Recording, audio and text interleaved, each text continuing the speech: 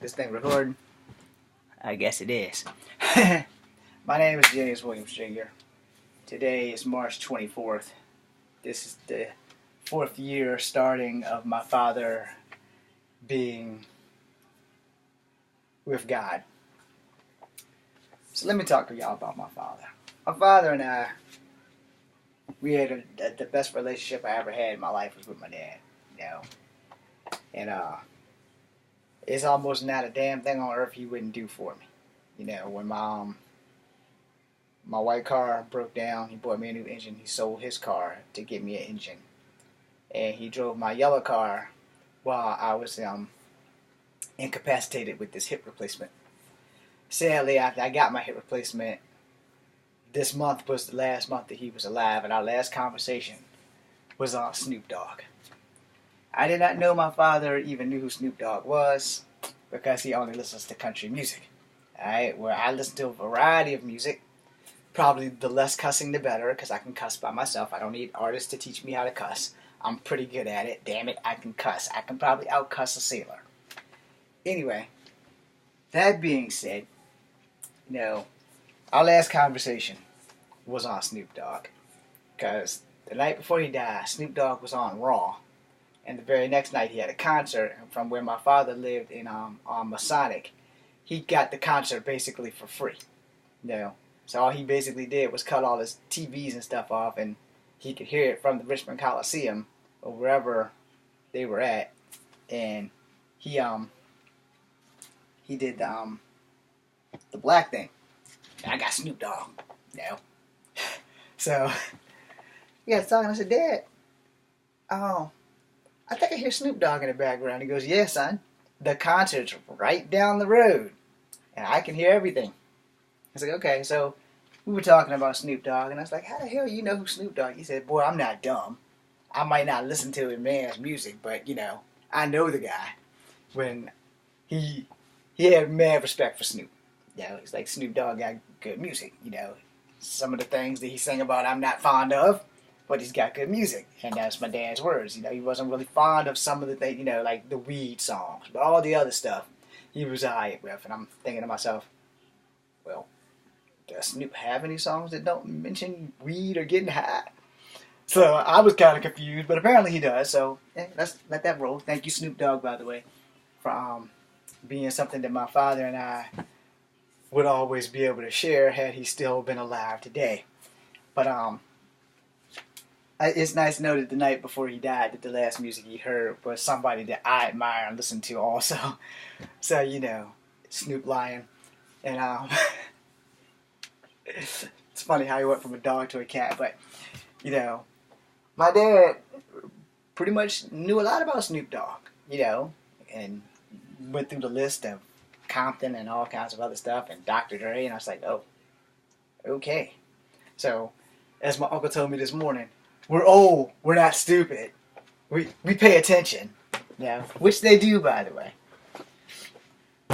So, it's kind of hard to talk about my father because he's not here, you know, and it kills me 365 days out of the year that I can't go and talk to the one person who got me, you know. He was in the beginning of me writing my graphic novel, which I'm still trying to find a publisher for. And at the end, I dedicated it to him. I also dedicated it to my surrogate dad, James Rick Shiflett, and I dedicated it to my ex-fiancée. Hopefully that won't be a lawsuit.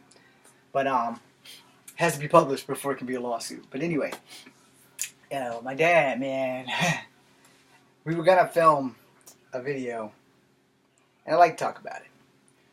Because we were by the docks, and I was gonna film a video because of my dad was always messing with me with, don't worry, Jimmy, when my ship come in, I'm gonna get you everything you want, everything.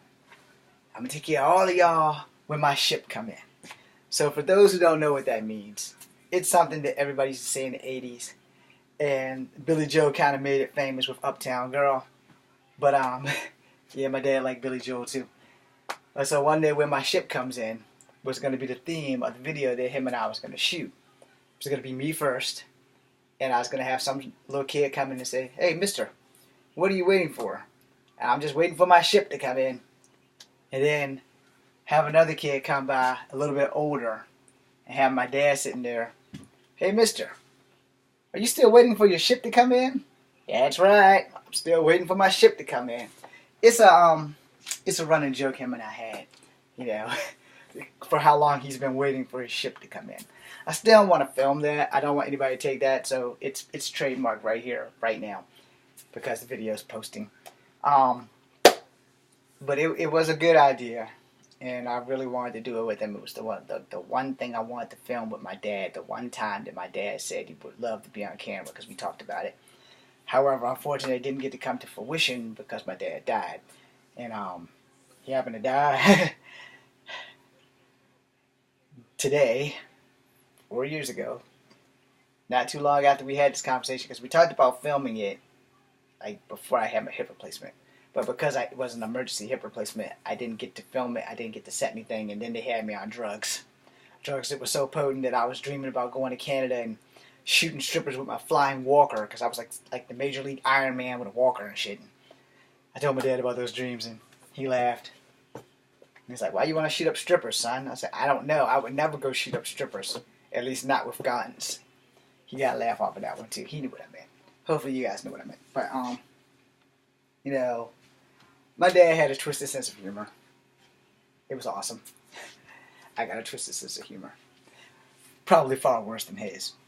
But you know, my dad was definitely a truth teller, and he was the undeniable light of hope in my life. So when he died, I pretty much lost all hope. You know, I'm doing the best I can, dealing with it. I don't really have a lot of people to talk to.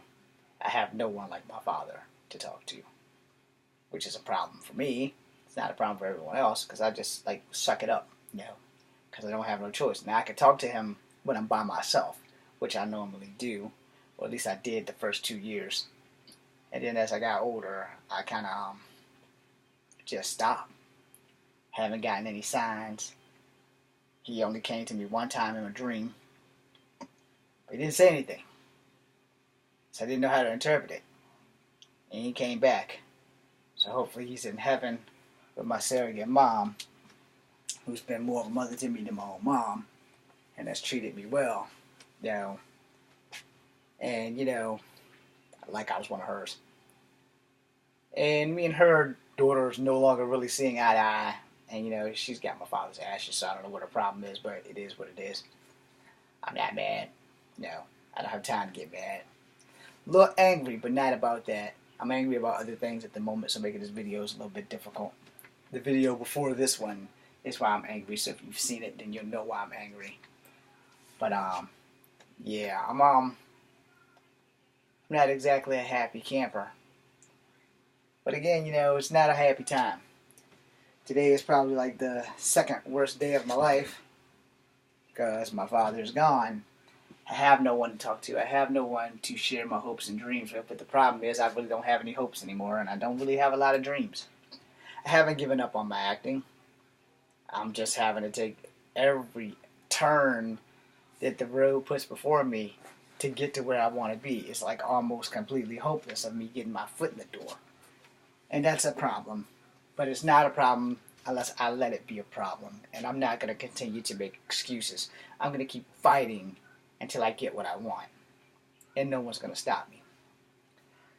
So for the sake of my father, you know, I'm pulling my shit together. I'm getting everything right. And I'm hoping like hell that I have success. And that's all I really want, is just to be successful. And I want to be happy. Kung Fu movies make me happy. Hell, making movies in general make me happy.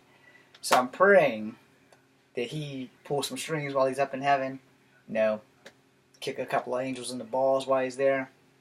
Specifically Gabriel, for not taking out the right people. Anyway, I'm going to leave you guys with this.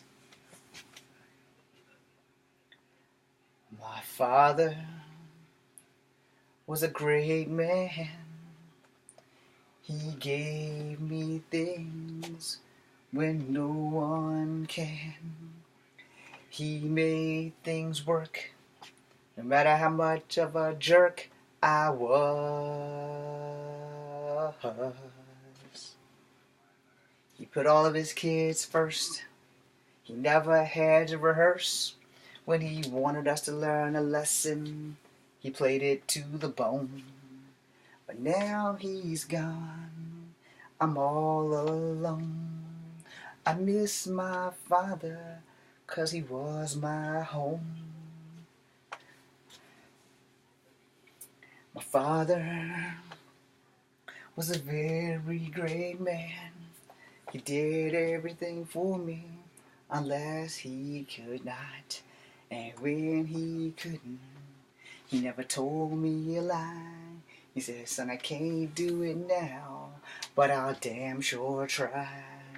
My father moved heaven and earth for me, and every now and then I'd get a hug, you see. He kissed me on my cheek at night before I went to sleep. My father's the only one who ever loved me. I often feel this way on his birthday, which is April 30th, by the way. My father, he's never made me cry. My father has never made me want to die. He's made me want to live and learn things. He made me even attempt to sing. My father was always there for me. My father's gone to heaven and now he's free. No more looking down and checking me out. No more wondering if I will scream and shout. My father is gone, and that's all I had. I never called him father, I only called him dad. My father. I'm sorry.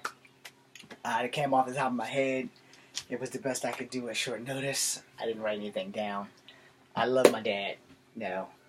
I probably love him more than anybody else on the planet because he's loved me more than anybody else on the planet. And you know, the thing is, he was a miracle worker. No. He worked many miracles for me. And because of those miracles, I have a vehicle that I drive. Because of those miracles, I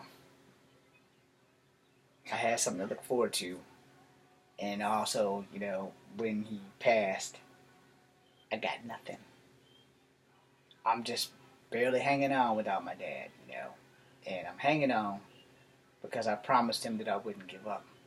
But it's become a harder promise to keep every day. I love you, Dad. To everybody here on Comfort Habit number 2, thank you for tuning in. Be seeing you. I'm sorry about the 15 minutes of your life that you can't get back. If you're close with your parents, especially like your dad, like I was with mine, let that man know you love him every day. If you ain't close with your parents, or if your parents aren't worthy of you being close to them and the only thing they were good for were giving you life, I completely understand. And I request that you don't do what I just said.